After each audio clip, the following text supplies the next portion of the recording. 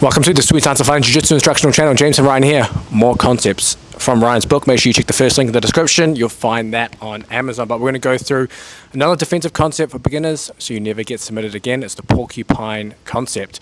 And you'll see it in action right now. So we're going to talk about a simple concept, porcupine defense. Honestly, this has been very useful for smaller people to deal with much larger people squishing them. It's a very simple concept, so this will be quick. If I'm here and James starts to pass my guard, and I'm like, oh no, and I get like this, I'm doing this, and this is perfectly fine. Like nothing wrong with this. This is terrible. You know, post on the hips. This is usually a bad idea. But this kind of stuff, or forearms and all this, this is not. It works. Don't get me wrong, but we want to make it to where disincentivize him to keep pressuring in, right? And so, or at least to give them something to think about.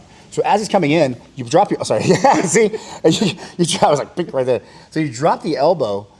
Typically, I drop it like a little under the collarbone, like right there. It's not a perfect placement, don't get me wrong. I'm just sticking my elbow up, okay? Just so that when he starts to pressure in, it kind of sucks, right? I mean, it's like, in a competition and all this, I know things are different, like high energy, but just when you're in a training room and even just as an idea, it's a pretty good frame just to keep that elbow there.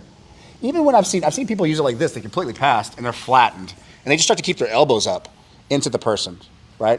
And it's not a lot of weight I have to deal with here. I'm not struggling, right? But it's basically staying pointy, right? The porcupine. I just want to stay pointy on him, right? In this chest area and neck region, just to keep that. The more pressure he puts in, obviously, the more it hurts, right? So it's not like I'm gonna tap the guy or I'm gonna, or like, it's no like.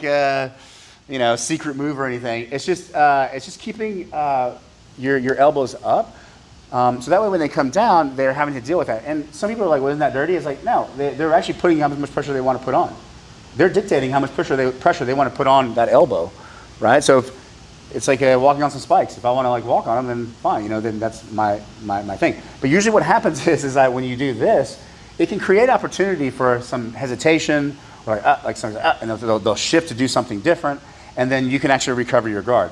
I've seen much smaller people against much bigger opponents use this very, very effectively.